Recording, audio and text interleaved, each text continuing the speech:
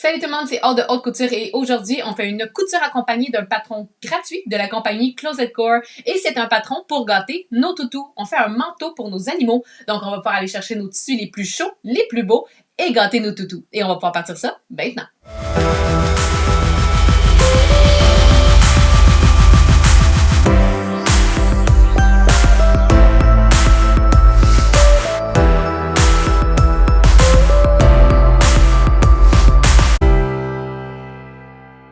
Aujourd'hui, un beau projet à faire pour nos chiens, plus en particulier. Bien sûr, c'est quelque chose que vous allez pouvoir faire aussi pour vos chats, si jamais ça vous intéresse. C'est un patron qui a été demandé par beaucoup d'entre vous pendant les lives. Donc, j'ai décidé d'en faire un aujourd'hui. Je sens que Albus va être gâté.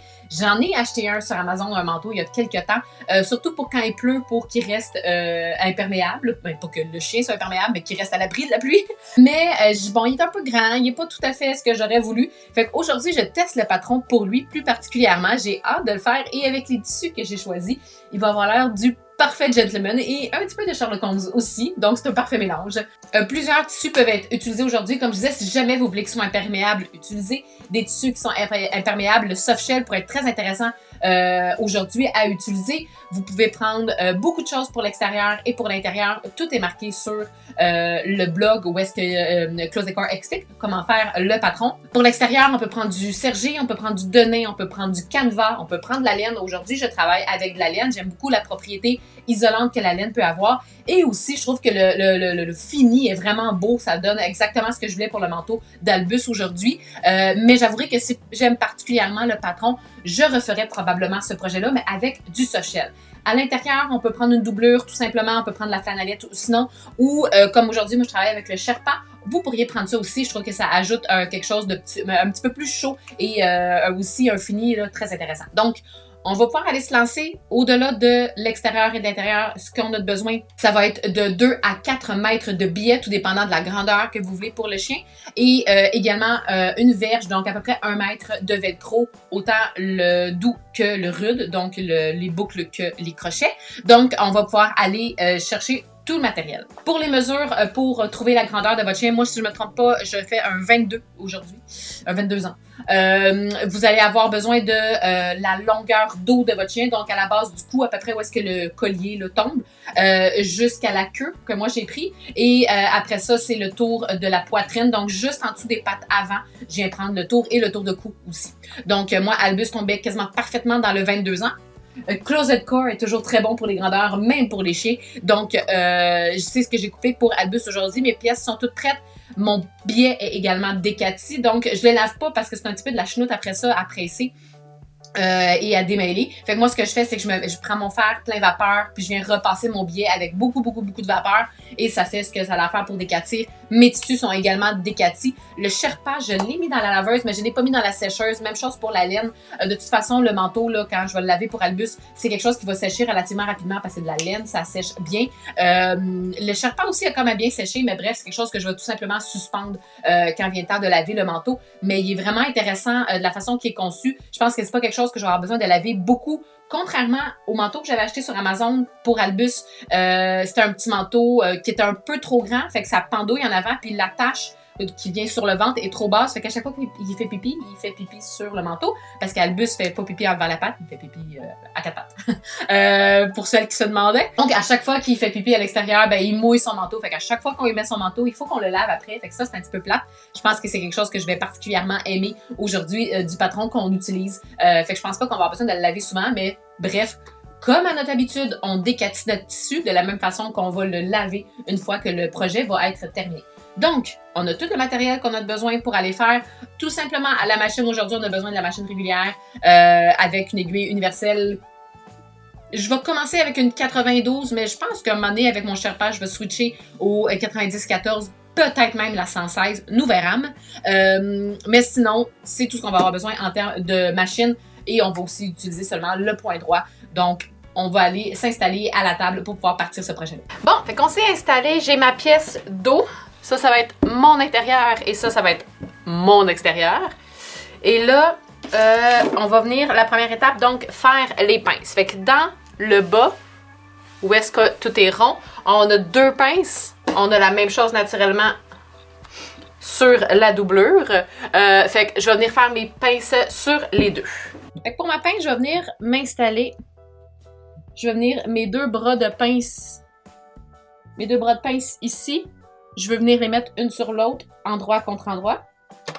Puis je peux m'assurer d'être vraiment à la même place en piquant mon épingle dans ma ligne jaune en m'assurant que je ressors dans la même ligne de l'autre côté. Et la pointe, ma pointe ici. Fait que je vais venir me mettre pour partir en haut. Puis je m'en viens jusqu'à la pointe faire ma couture, puis je dépasse mon tissu. Mon aiguille, je veux qu'elle fasse un point à l'extérieur du tissu et après ça, je reviens pour faire mon point d'arrêt. Après avoir fait cette pince-là, je vais venir faire l'autre. En fait, les trois autres, celles qui restent sur mon extérieur et celles sur ma doublure.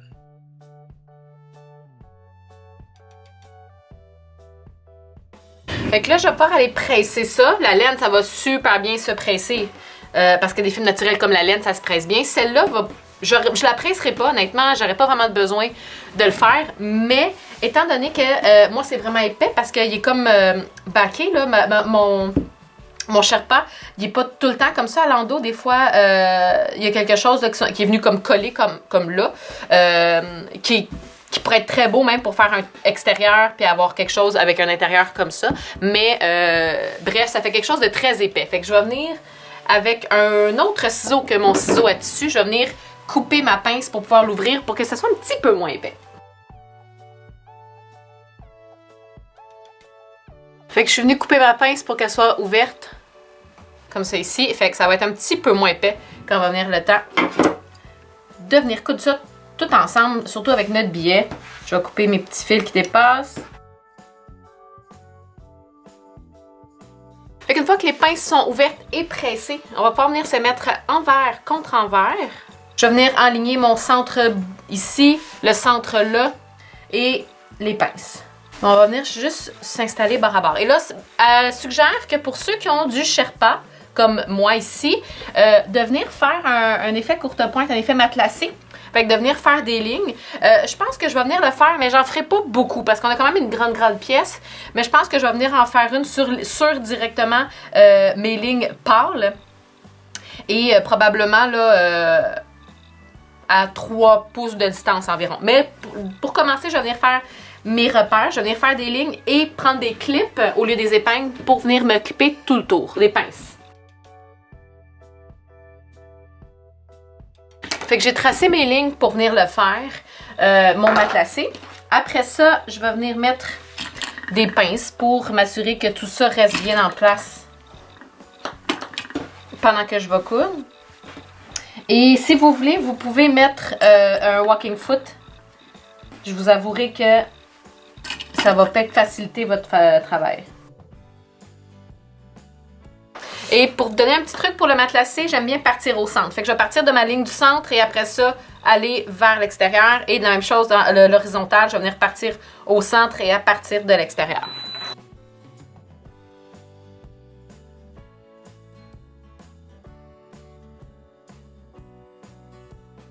Une fois que j'ai fait tout mon matelassé, je vais aussi venir coudre partout sur le bord parce que on va venir poser notre billet tantôt, puis pour éviter qu'à quelque part, il y a un petit bout de tissu qui se déplace, on va venir coudre là, à peu près à 1/4 tout le tour pour vraiment être capable de manœuvrer les deux pièces en une seule quand on va venir poser notre billet.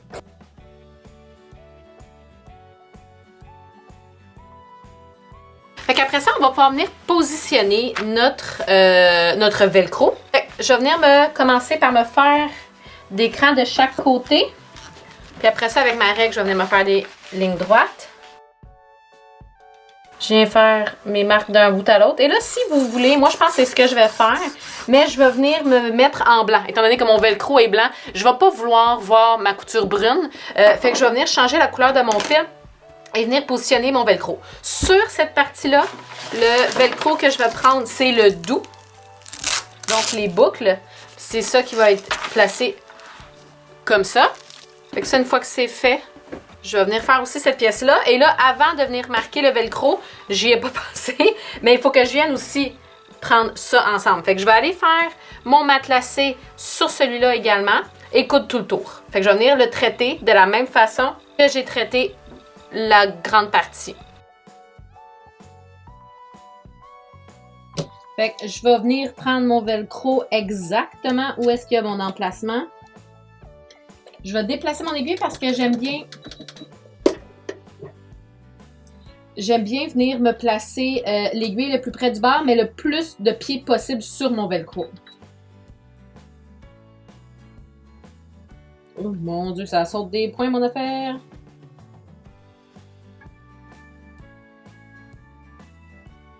Fait que là, j'avais un petit peu de problème avec mon velcro. Je sautais beaucoup de points. Ce que j'ai fait, c'est que j'ai changé mon aiguille puis j'ai pris une 116 parce que c'est quand même épais puis le plastique là, du velcro, des fois, peut être difficile à coudre pour certaines aiguilles. Fait qu'avec la 116, là, elle vient vraiment bien briser là, le plastique, bien faire son trou pour pouvoir passer les fils.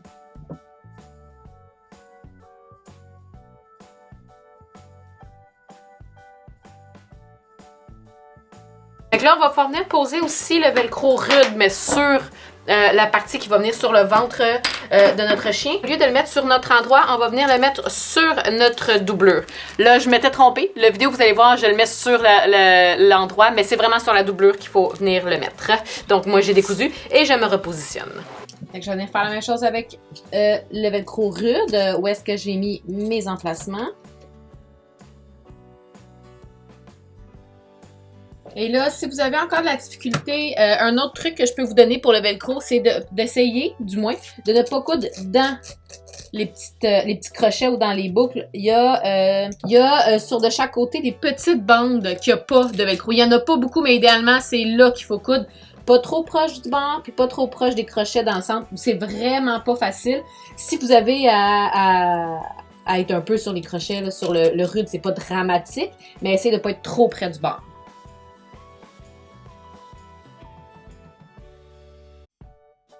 Fait que là, on va venir fermer ce qui va, en bout de ligne, être le cou. Fait que je vais venir me mettre endroit contre endroit et venir coudre les deux extrémités qu'on a ici. Et on va venir coudre ça à 5/8 de pouce. Fait que là, ça, on va pouvoir venir le presser ouvert, puis on va pouvoir venir finir nos valeurs de couture avec le billet. Venir faire cette passe-là, je ne vais pas nécessairement venir le coudre comme je vais venir faire le reste. Je vais tout simplement venir le prendre en sandwich. C'est deux petits bouts qu'on a à faire. Je vais venir le mettre avec les pinces. Et là, si vous n'avez pas de pinces, il y a peut-être des pinces à papier qui peuvent être intéressantes à venir utiliser en ce moment. Parce que vous allez voir, c'est très épais. Les épingles, c'est pas ce qu'il y a de plus le fun à venir épingler du billet. Fait que je vais venir coudre ça le plus près du bord ici pour prendre ma valeur de couture en sandwich ici et ici.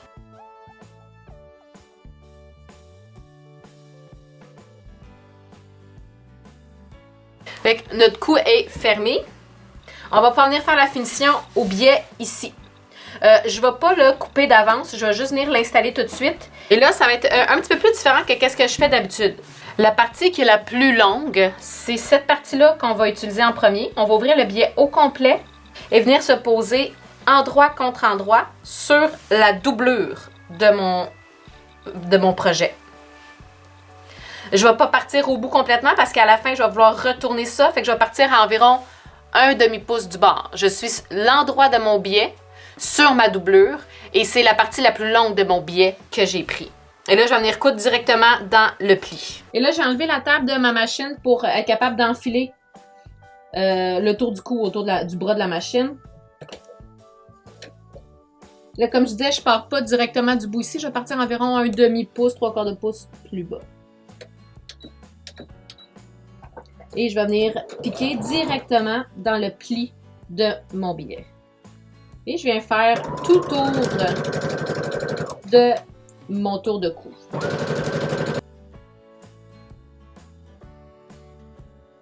Et là, quand j'arrive à l'autre bout, donc où est-ce que je rejoins ce qui était pas cousu, je vais venir replier ça et venir me replacer par-dessus. Et je vais venir coudre là, sur ce biais-là.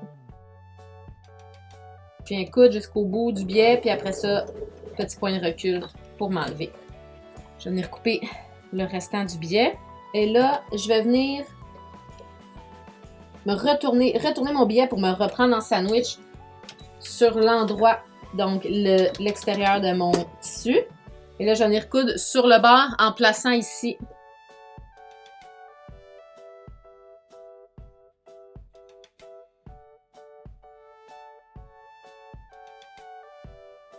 Une fois que tout ça c'est fait, je vais pouvoir les presser.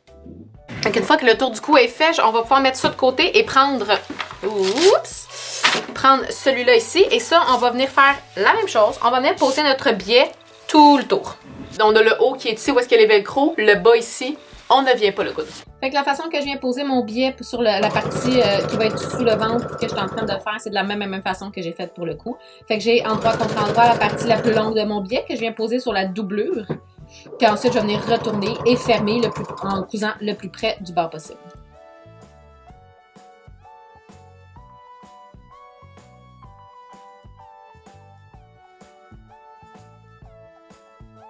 Et là, pour nous aider à retourner le biais sur l'autre côté, là, sur l'endroit, je vais venir réduire un peu mes valeurs de couture. Et là, le petit ciseau canard vient aider, mais même si vous ne l'avez pas, là, je vais venir couper pas mon biais, mais seulement mon extérieur et ma doublure.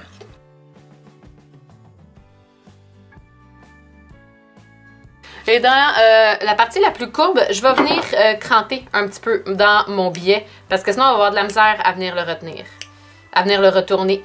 Fait que je vais venir cranter et retourner. Et là, je vais venir presser ça, ça va me donner un bon coup de main, me faciliter la tâche après pour venir fermer mon biais.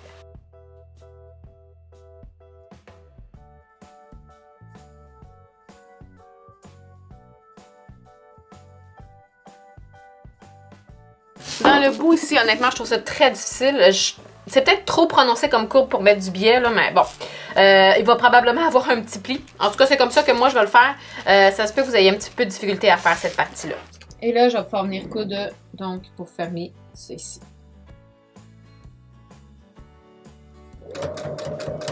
Quand je suis à la machine, c'est un petit peu moins pire. Je suis quand même capable de venir coudre. On peut peut-être réduire la longueur de pointe pour nous aider si jamais c'est difficile. Ok, ça s'est quand même bien passé.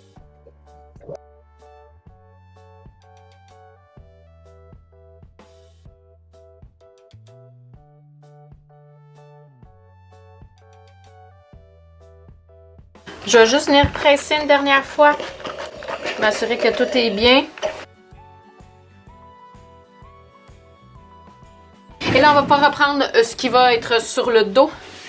Où est-ce qu'on a le cou ici? On va venir attacher cette partie-là. Et on va venir se mettre endroit contre endroit. Donc ça va être en dessous de l'animal, en dessous de notre chien. Et ça va être ça sur son ventre. Fait qu'on va venir, où est-ce qu'on avait la couture ici? Venir se mettre le centre vis-à-vis avec la couture, endroit contre endroit. Et fait qu'on vient coudre ça à 5/8. Et là, on va pouvoir venir poser notre biais tout le tour. Et quand on va arriver ici, ben, on va venir poser dans le fond en sandwich entre les deux. Je conseille de ne pas partir là, par exemple, parce que s'il y a quand même beaucoup d'épaisseur, je vais partir un petit peu avant, encore en laissant pas cousu le départ. Et après ça, je vais venir coudre tout le long, là, tout le tour, en fait, pour revenir ici. Et de la même façon qu'on a fait ailleurs, retourner. Je vais venir faire tout ça en regardant ma doublure. Fait que je vais pas coudre le départ, je vais laisser ça non cousu.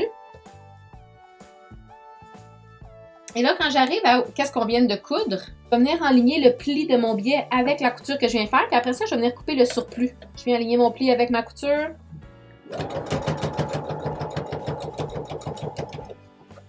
Et là, c'est épais. Et je vais faire attention.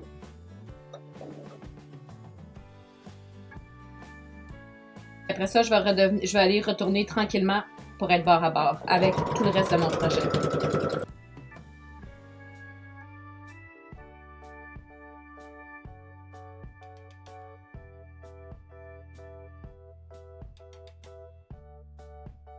Là, quand j'arrive à où est-ce que j'ai commencé, venir retourner mon biais sur l'envers et venir coudre ça par-dessus. Encore une fois, je vais enlever les valeurs de couture où est-ce qu'il y en a trop. C'est sûr qu'il va falloir que je le fasse là où est-ce que on est venu rejoindre dans le fond la valeur de couture qu'on avait au départ.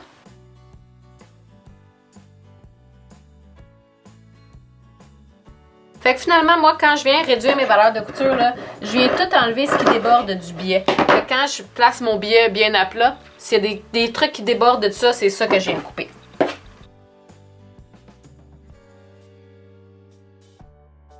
Et là, où est-ce que j'ai cousu ce qui va être sur le ventre, je vais venir réduire mes valeurs de couture. Je ne vais pas toucher à mes premières, mais je vais enlever celles qu'il y avait au milieu. Donc, celle où est-ce que on a les autres valeurs de couture ici. C'est sûr que ça va être épais quand on va être là, mais on va faire ce qu'on peut pour pouvoir venir coudre ça. Fait qu'on va aller à la machine et coudre ça le plus près du bord.